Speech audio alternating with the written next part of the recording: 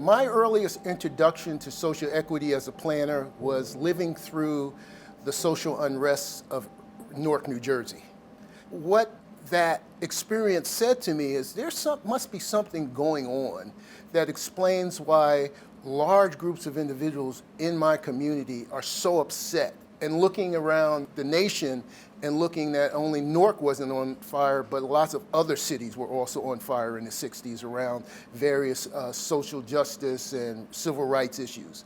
And so my earliest introduction was really as a child trying to understand what was going on around me and why in a country that allegedly all men are created equal and endowed by their creator with certain inalienable rights, that people felt that they didn't have any rights. Knowing that those contradictions exist in what we consider to be a democratic society, and resolving those contradictions, I would argue, would be one of the jobs of planners. It's essential for planners to think critically about social equity because our system is built to be inequitable.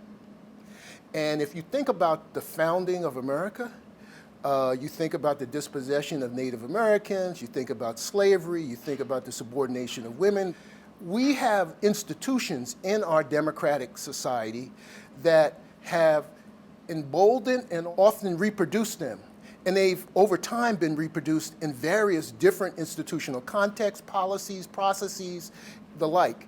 And so for us as planners, we have the responsibility of understanding that where we've come from requires us to be ever vigilant about the work that we have before us. Because if we're not, we end up being complicit in the process. One of the critical pieces that we have to recognize is that we, as planners, are really operatives to perfect our democracy. And if we don't appreciate where we've been and the structures that have been replicated over time to continue to push us back where we've been instead of where we need to go, we're going to be in trouble. We have the responsibility to be hypersensitive about equity issues because if we're not, it's not going to happen. It doesn't happen by accident. Democracy is not a spectator sport.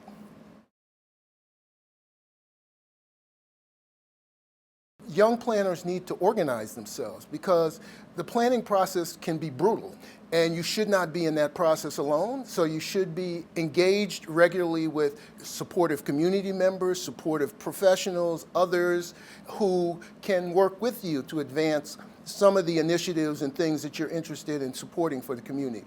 And if planners do that, they gain a few things. They gain a supportive infrastructure upon which they can do their work.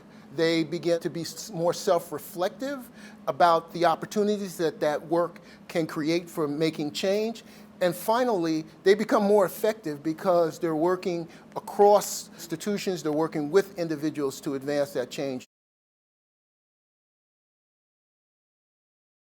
Part of the work that you have to do is to understand communities and be able to appreciate and allow the planning process to cross that threshold of pain that communities experience. And once you're able to understand what that pain looks like, what it feels like, and how people process it, you're going to be able to do much more effective planning. But that requires, one, recognizing your individual strengths and weaknesses in that regard, culturally and otherwise, and also requires you to have a kind of a willingness to submit, if you will, to the community context and learn from that community context about how change happens and what people view as what change should look like and how their community should feel and be.